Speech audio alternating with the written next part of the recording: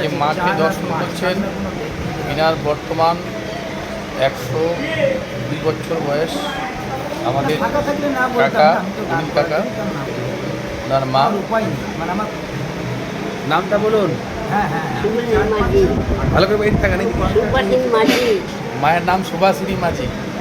এখনো ভালো আছেন, কানে শুনে ভালো, সব নিজের কাজ নিজেই করে। আর নিজের কাজ নিজেই করে, কোনো চশমা লাগে না, এখনো বই পড়তে পারে।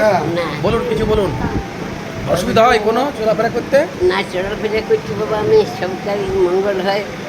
আমি জগৎকে বলি ওই ছিলাপিতাগুলি আমার যেগুলি নাম শুনেছে তারা যেমন ভালো থেকে ভগবানের নাম করতে পারে, তারা আমার বসটা যেমন তারা বেঁচে থাকে।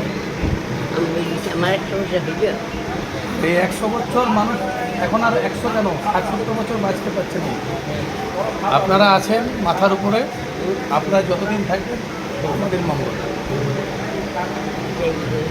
সকলে দেখছে আপনাকে, সকল মানুষ দেখছে, অনেক জায়গায় মানুষ আপনাকে দেখছে। তাদের উদ্দেশ্যে কিছু বলুন।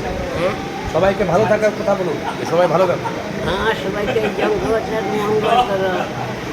ভগবান যে সবাইকে মাটিতে সরকারি মিটিয়ে সব ছেলে ভালো। আর এখন আপনার বাচ্চার ইচ্ছা আছে আরো?